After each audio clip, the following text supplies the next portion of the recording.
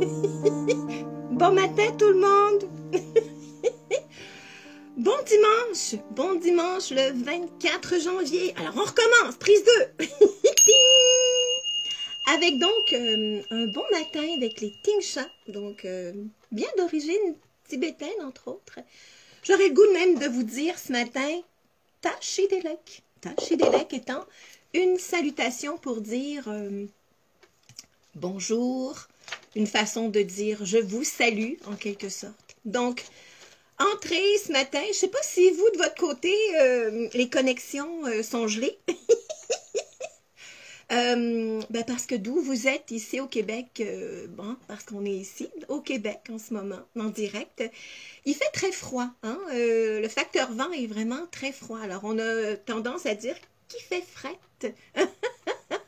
Alors donc, bon matin tout le monde, moi ce matin j'ai bon, j'ai essayé de rentrer de façon très douce et je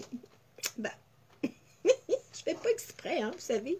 Je sais pas trop ce qui se passe ce matin, là. On se rend compte, en tout cas du moins de notre côté, que les communications sont pas nécessairement de notre côté. Vous avez sûrement vécu ça au cours de la semaine, sûrement, c'est sûr. Hein, ça marche pas comme on veut, bref. C'est devenu une habitude. Puis c'est une manière de dédramatiser les choses. Bref. Je suis habillée ce matin, entre autres, vêtue selon les principes tibétains, hein, parce que c'est un peu beaucoup ça dont nous allons parler ce matin, en fait. Donc, comme je vous disais ce matin, hein, ceux qui viennent juste d'arriver, j'ai salué donc avec les Tingcha. Les Tingcha qui sont des petites clochettes que vous avez sûrement déjà vues. Bon matin tout le monde. Prenez le temps de vous installer bien au chaud, hein, dans votre foyer. Alors, les Tingcha, donc, c'est un espèce de petit instrument. Ting! Bon, évidemment, il faut les toucher, il faut les tenir comme ça.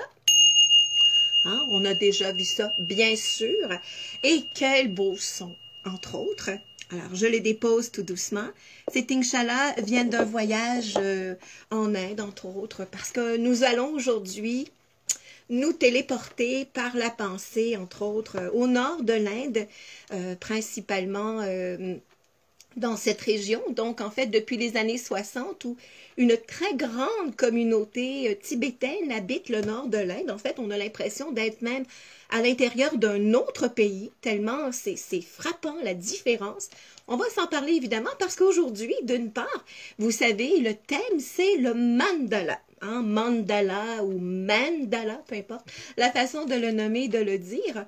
Ce qui est intéressant, ce qui est important dans tout ça, c'est de voir que vous êtes plusieurs à connaître cette technique-là, même à l'utiliser en quelque sorte. Alors, c'est sûr que ce matin, nous allons prendre le temps de décortiquer ça, voir d'où ça vient, tout ça.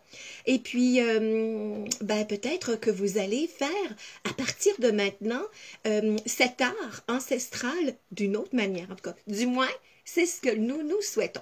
Alors, juste pour décrire en fait un peu le concept de l'habillement ce matin, sachez que les moines tibétains, qu'ils soient d'origine bouddhiste ou encore d'origine bonne ou Bonpo, qu'on appelle, qui est une tradition chamanique tibétaine, donc vieille de plus de 18 000 ans, portent souvent le bourgogne en fait. Hein.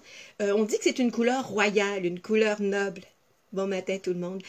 D'une part, oui, en fait, c'est le mélange de l'énergie rouge, qui est la terre, et l'énergie, pour dire bleue et même violette, en bleu de la gorge, violet évidemment du troisième œil et de la couronne, histoire de réunir le tout, bien sûr.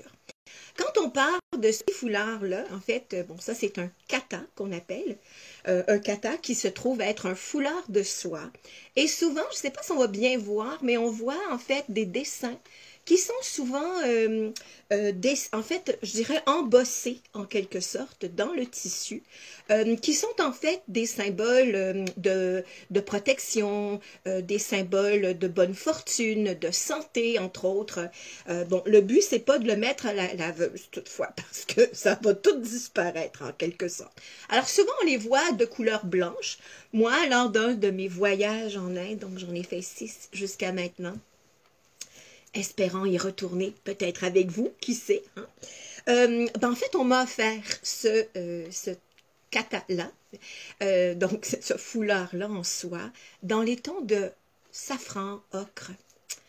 Oh, puis je l'aime, ce fameux foulard-là. Alors, sachez effectivement que ça fait partie également de la tradition, donc de l'habillement des moines, entre autres. Et pourquoi? Ben parce que c'est un mélange de orangé et de jaune. Chakra du sacré, donc là où se trouve le siège des émotions, dans la région du nombril, ventre bas du dos. Et évidemment, le plexus solaire, donc où se trouve, entre autres, l'énergie pour pouvoir être en mesure de passer, entre autres, à l'action, hein, de rayonner. Alors, le but, c'est que si on parle des malas étant des petits bracelets ou encore des colliers, en fait, dans lesquels il y a 108 billes, on fait des mantras, hein, les mantras par la bouche qui sont en fait des mots, tout simplement, que l'on répète de façon systématique, en fait, qui ont une symbolique bien sûr, et bien précise.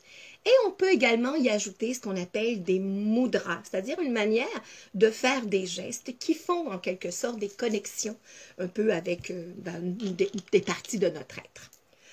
Et aujourd'hui, on parle donc de mandala. Ben oui, parce que d'origine principalement indienne, hindouiste, également de la tradition hindoue, et également tibétaine, bien sûr. Et moi, j'ai eu l'occasion donc de voir un rituel donc de mandala, entre autres, au monastère de Menri, donc un monastère de moines tibétains, qui sont en lien avec donc la tradition bonne, qui est dans le nord de l'Inde, en fait, dans la région de Dolenji, un peu plus au nord, donc de la capitale New Delhi, entre autres. Puis je vous en parle parce que ça a été marquant. Alors donc, les petites Tingsha, pour dire Tashidelek, donc bonjour, bienvenue, installez-vous.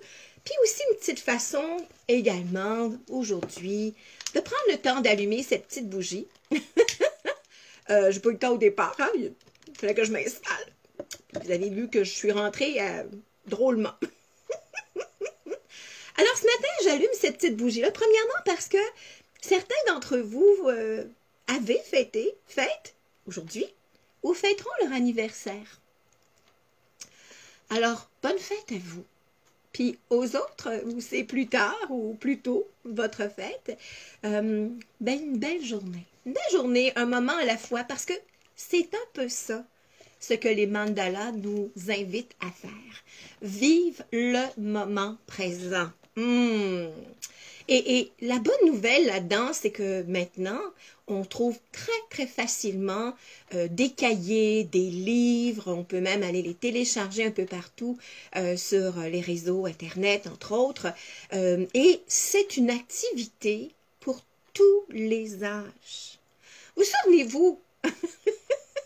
J'ai l'impression d'être bien vieille, puis de revenir dans le passé souvent, mais c'est pas tant de la nostalgie, mais de réaliser au fond qu'on faisait des choses sans en être toujours conscient. Alors imaginez si on rajoute la conscience. Hey, combien d'entre nous, là, on a aimé et on aime encore colorier ou colorer ou sortir les livres de coloriage et non pas colorer. Non, ça c'est colorer.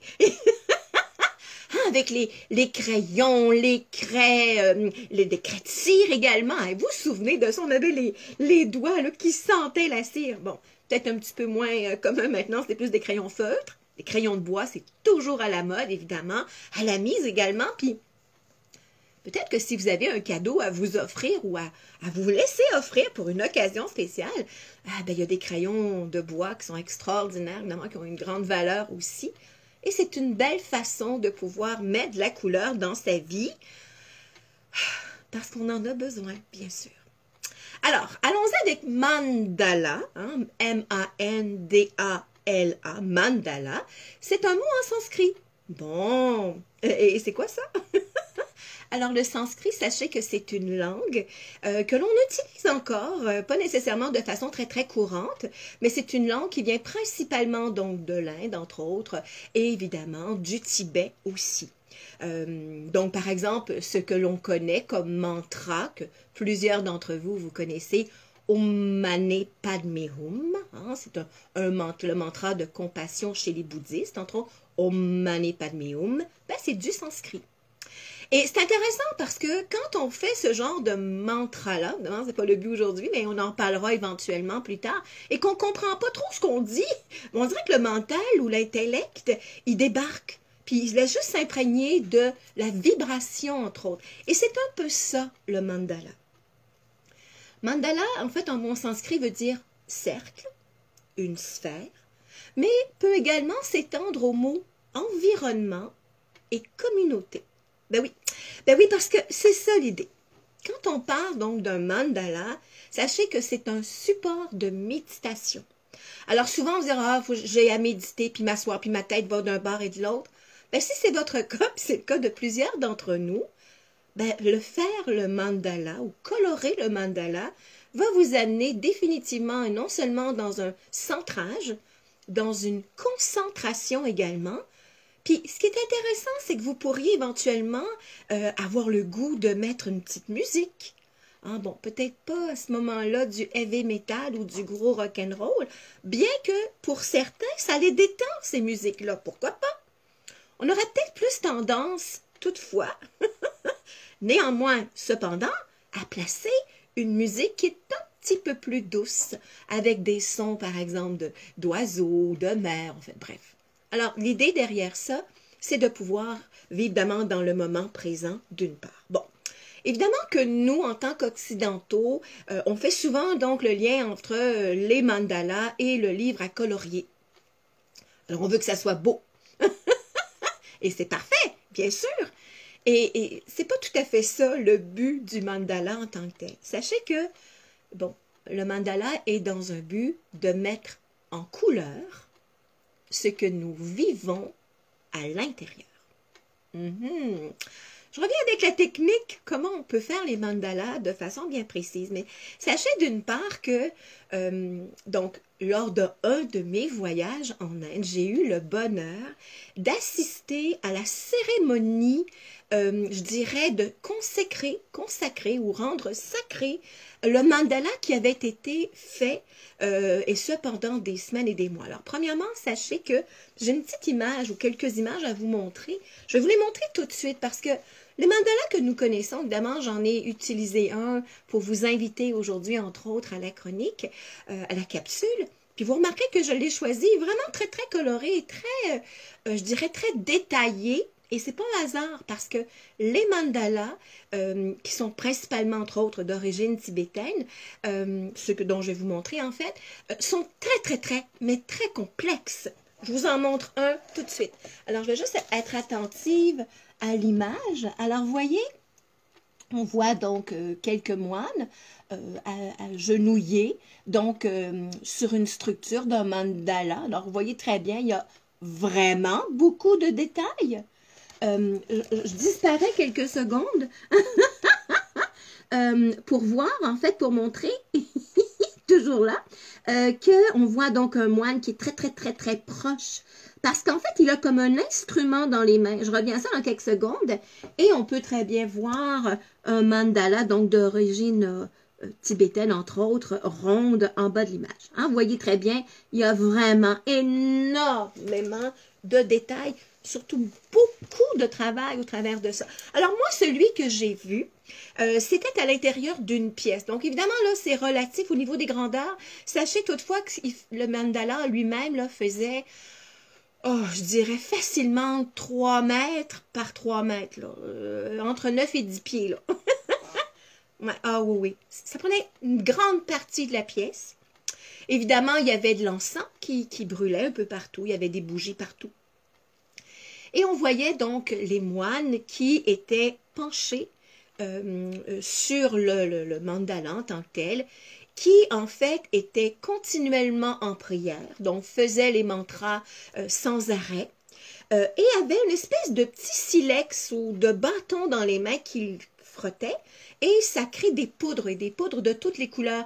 Et c'est ce qui remplit les différents dessins. Alors, c'est vraiment très, très complexe. Évidemment, ça prend des équipes de moines, entre autres dans ce cas-ci. Et c'est une raison pour laquelle j'ai eu la chance de le voir parce qu'il finissait, là, et quelques jours après, c'était la consécration plutôt de cette grande fête. Parce que c'est ce qu'ils font. Donc, sachez que pendant des semaines et des mois, les équipes donc de moines se relaient l'un à la suite de l'autre, 24 heures sur 24, autant de jours que de soirs, de nuit évidemment, donc se relaient et font continuellement des prières pour pouvoir justement, non seulement être dans le moment présent, mais c'est un peu comme une forme d'offrande en quelque sorte. Donc, ça, c'est une première chose. Et une fois que c'est complété, évidemment, hein, on évite les courants d'air parce que c'est de la petite poudre, bien sûr, colorée. Il y en a partout, partout, partout. C'est impressionnant, je dois avouer.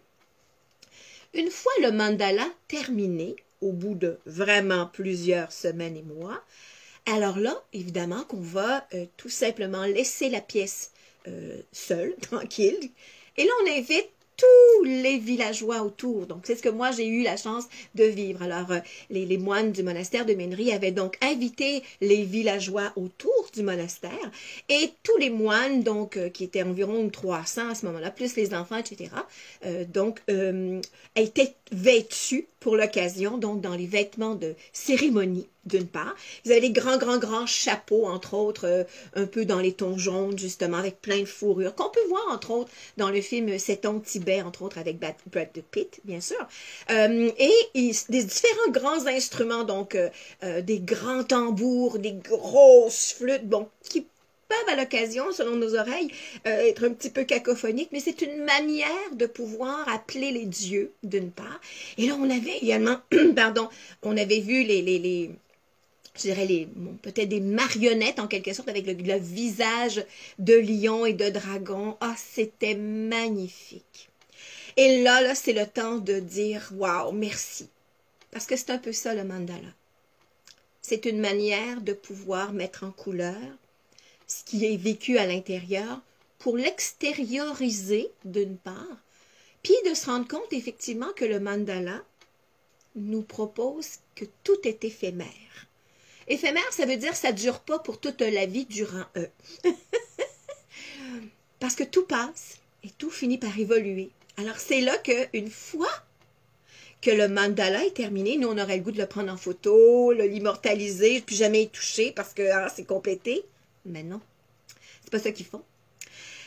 Ils vont donc en ce moment-là, avec des grandes, je dirais des grands soufflets, des grands drapés, faire des mouvements pour que le mandala, il souffle dessus, pour que le mandala se défasse et que les poudres se mélangent. Et à ce moment-là, moi, j'ai vu qu'on avait ramassé toutes ces petites particules de sable coloré pour les mettre dans une espèce d'urne et ils allaient à faire en offrande.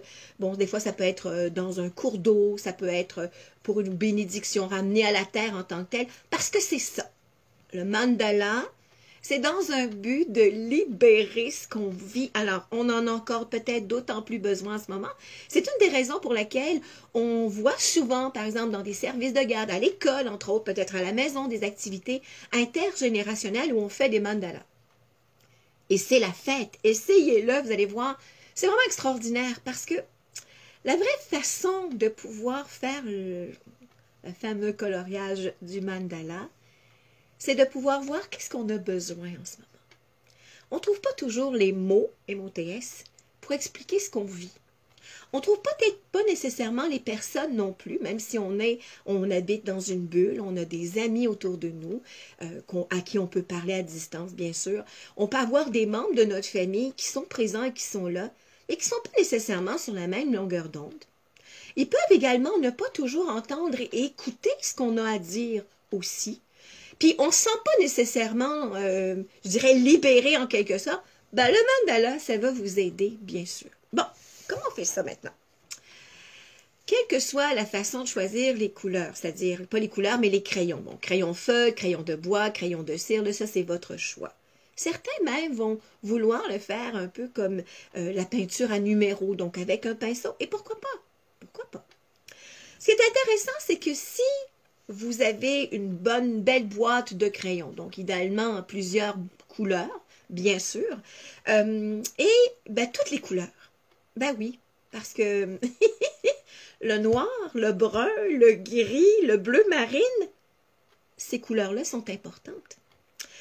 Parce que dans les faits, si vous êtes, par exemple, droitier ou droitière, vous pourriez placer les crayons sur votre gauche. Vous avez compris que si vous êtes gaucher ou gauchère, vous allez placer les crayons sur votre droite. Bon. Puis évidemment, vous avez pris le temps éventuellement de pouvoir choisir lequel vous parle. Alors, ce qui est l'intéressant là-dedans, c'est que de plus en plus, on trouve des mandalas faits avec des thèmes bien précis qui vous parlent et c'est parfait. Et puis, s'il y en a un que c'est comme, ben, je ne sais pas qu'est-ce qu'il veut dire, c'est pas important. Ce qui est important, c'est que, qu'est-ce que vous avez le goût aujourd'hui d'exprimer? Alors, ça pourrait être la gratitude. Ça pourrait être merci pour la santé qui est présente et qui est là, mais ça pourrait être j'aimerais bien pouvoir être capable de retrouver la santé optimale.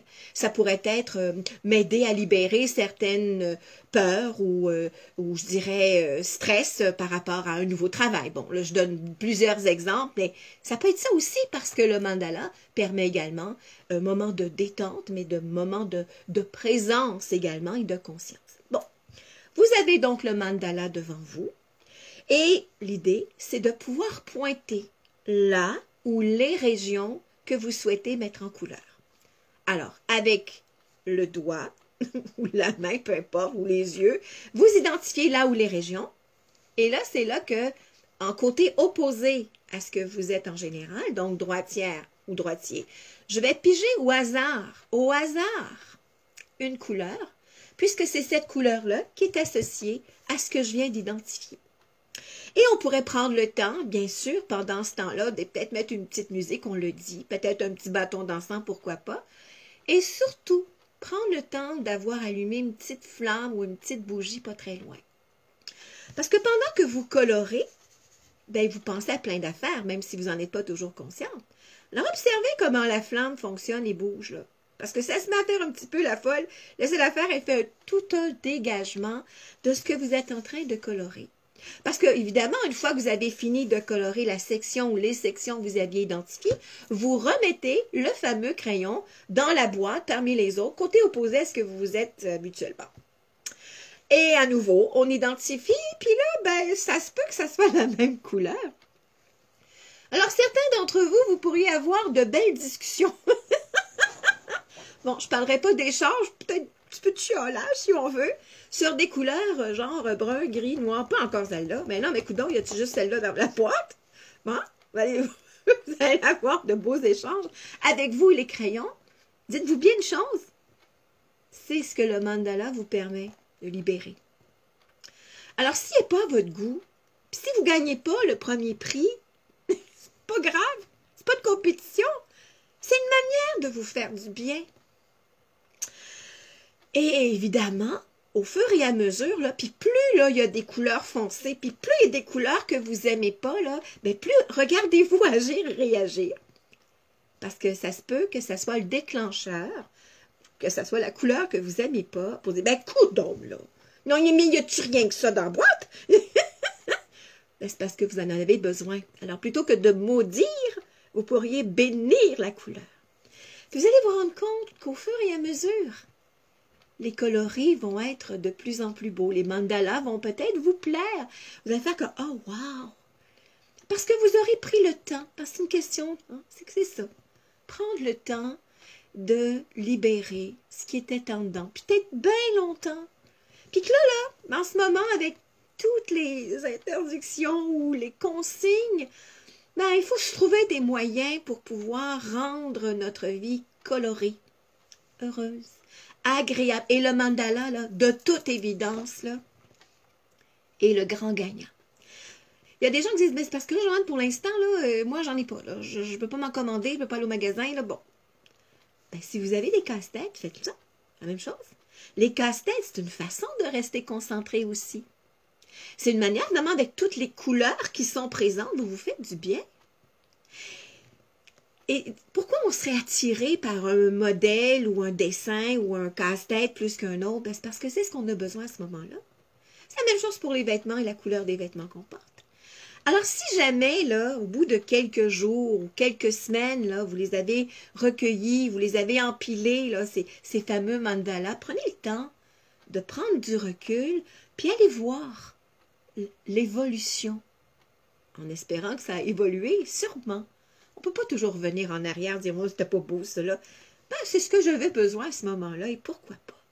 Puis, si vous avez envie de dire, oh, celui-là, là, je vivais quelque chose de bien difficile, puis là, ben oui, c'est normal, ben vous l'aimez peut-être pas, puis vous pourriez peut-être même être surpris de dire, c'est donc bien bizarre, je m'attendais tellement pas à ce que ces couleurs-là sortent aujourd'hui. Alors évidemment, s'il y a plus, par exemple, dans les tons de vert, alors bien évidemment, c'est tout le chakra du cœur que vous êtes en train de peut-être de libérer ou même d'éveiller. Puis s'il y avait beaucoup, par exemple, de rouge, ben peut-être parce que vous avez besoin d'énergie, vous avez besoin peut-être d'aller prendre des grandes, des belles marches, peu importe. Ce qui est intéressant, c'est que ce sont des outils qui sont simples. Ce sont des outils véritablement abordables. C'est dans la simplicité qu'on trouve les belles et les vraies choses. Et c'est intéressant de voir que de plus en plus, il y a des éducateurs, il y a des professeurs également, il y a des papas, des mamans, des grands-parents également. Quelqu'un me disait cette semaine, ben moi, mes petits-enfants sont chez eux, devant leur ordinateur. Moi, je suis devant la tablette, puis on colore ensemble. C'est beau, hein? Ben c'est ça. C'est une manière de faire les choses autrement et non pas de s'ennuyer en disant, oui, mais ça me manque. Ben oui. Hein? On achève le mois de janvier. Déjà, la semaine prochaine, on sera le dernier jour de janvier. On plongera dans février. Ben oui, déjà. Et puis, si vous vous souvenez, hein, c'est déjà en février qu'on commence à regarder que le printemps s'en vient. Bon, que la marmotte voit ou pas son ombre, c'est dans 6 semaines pareil. On en parlera la semaine prochaine. Parce que, ben oui, cette semaine, entre autres, ce sera la pleine lune. Alors, je ne sais pas si vous aviez vu que le 28, donc jeudi le 28, c'est la pleine lune. Évidemment, comme à chaque fois, il y aura donc une méditation canalisée que je vais transmettre, en fait, chez moi. Donc, avec, entre autres, mon amour, que nous allons enregistrer, comme on fait habituellement. Et que si vous avez le goût d'entendre cette méditation-là, donc, sachez que le thème est « Et si ce que nous avons vécu et ce que nous vivons n'était qu'une illusion. » Parce que c'est intéressant, ces méditations-là que je fais maintenant depuis plus de 24 ans, quand même, sont toujours faites d'une belle et d'une grande sagesse, d'une part. Et il y a toujours un exercice également qui nous invite à intégrer un peu plus cet enseignement, ces notions en tant que telles, puis peut-être faire des liens, des compréhensions sur ce qu'on vit dans la vie de tous les jours. Alors, sachez que si vous avez le goût donc de découvrir ces méditations canalisées-là, donc l'audio, ben, vous pouvez aller sur mon site, évidemment, joannelazur.com, bien sûr, avec plaisir. Ça sera tout envoyé par une application. En fait, super simple, et à partir de ce moment-là, vous pouvez l'écouter comme vous le voulez, quand vous le voulez. En attendant, premièrement, on se préparera cette semaine pour la fin de janvier en y mettant de la couleur, en y mettant de la joie, en y mettant peut-être un petit peu plus de reconnaissance sur ce que nous avons. Avez-vous remarqué que les jours allongent? Hey! Ben, quelqu'un dirait franchement, là, c'est bien ordinaire ça, comme nouvelle. Ben non! Des fois, là, ça prend des petits détails, des petites choses, mais qui font tellement de grandes différences. Hey, en ce moment, là, il est près de 17 heures, puis il fait encore clair. Hey, on s'en va vraiment du bon côté. Mais en attendant, la semaine prochaine, on reviendra sur, entre autres, la fête de la Chandeleur, qui est le 2 février. Je vous en parle. Préparez vos recettes de crêpes et vos chandelles, bien sûr, parce que c'est ça, la chandeleur. Je vous reviendrai également sur le tirage pour la méditation canalisée. Donc, évidemment, dès cette semaine, pour ceux et celles qui sont inscrits sur l'infolettre, vous serez mis au courant donc de l'énergie autour de cette pleine lune-là. Et ça peut nous aider en quelque part à comprendre ce qu'on vit officiellement au quotidien. Puis ça peut également apprendre à nous aider à relativiser les choses, bien sûr. En attendant, cette semaine, si on prenait le temps de mettre le bout du nez tous les jours dehors, pour non seulement respirer à plein nez, mais aussi de pouvoir réaliser qu'on est véritablement privilégié. Eh ben oui, de vivre où est-ce qu'on habite. Évidemment, c'est pas toujours parfait à notre goût en tant que tel. On est en train d'apprendre de belles et de grandes leçons de respect, d'humilité également. Puis de reconnaître en fait que l'on est véritablement privilégié. C'est toujours une manière de voir les choses qui font la différence. Et que si on est capable en plus de le voir en couleur grâce au mandala, ben c'est déjà un grand plus également. Au cours de la semaine prochaine également, donc le long de la capsule, je vous parlerai également aussi, si vous permettez, donc pour ceux et celles qui en ce moment sont endeuillés, donc accompagnent des personnes en fin de vie ou qui ont eu, je dirais, la perte, la peine de perdre un membre de leur famille. Donc on reviendra également un petit peu, si vous permettez, sur qu'est-ce qu'on peut faire, parce qu'à ce moment-ci, là, tous les rituels funéraires, c'est pas très évident. C'est pas évident pour nous qui accompagnons ces personnes-là, donc les survivants. Mais sachez également que pour les personnes décédées, ça prend également ce petit coup de pouce-là, un petit coup de prière, une petite bougie également pour leur signifier qu'on les aime véritablement et qu'on les accompagne, bien sûr. On en parle la semaine prochaine si vous voulez. Ça va évidemment des questions. Ça me fera plaisir d'y répondre. Envoyez-moi un petit mot au travers donc de la page Facebook, entre autres, ou sur mon site joannazur.com. En attendant, c'est une façon aujourd'hui de bénir, de dire merci. Puis bénir, ça veut dire du bien. Alors, disons du bien de cette magnifique journée. Bon, il fait froid en titi, là. Ici au Québec, on dit « il fait frais en calvette ». Eh bien, dans ce temps-là, il n'y a pas de microbes. Ben, en tout cas, ça gèle les microbes. Puis on finit par avoir des jours remplis de bonne santé, comme je disais aux amis de la garderie. Alors, allons-y pour notre « c'est super ». C'est super. Ouais. Allons-y pour c'est super. C'est super. Ouais. Tout le monde, tout le monde peut faire ça, là. Allons-y. C'est super. C'est super. Ouais. Et on termine avec c'est super. C'est super. Ouais. Alors, merci tout le monde d'être là en direct tous les dimanches. Merci à ceux et celles qui regardent également en différé. Et vous êtes vraiment plusieurs coquins et coquines que vous êtes à me dire... Moi, Joanne, je t'écoute souvent dans la baignoire. Une chance que les caméras ne sont pas des deux côtés. Et c'est ce que vous me dites. Ben, tant mieux. Quel que soit l'endroit où on se regarde, sachez que moi aussi, je vous aime, je vous embrasse. Vous êtes précieux on est précieux dans la vie de l'un et de l'autre. On continue d'être tout simplement dans le moment présent. Puis, ben, je vous souhaite plein de belles couleurs cette semaine et dans les jours à venir. Puis on se revoit dimanche prochain. D'ici là, je vous embrasse, je vous aime et puis je vous souhaite un beau dimanche. Et comme on dirait en tibétain, Tutiche, qui veut dire merci. Bye tout le monde!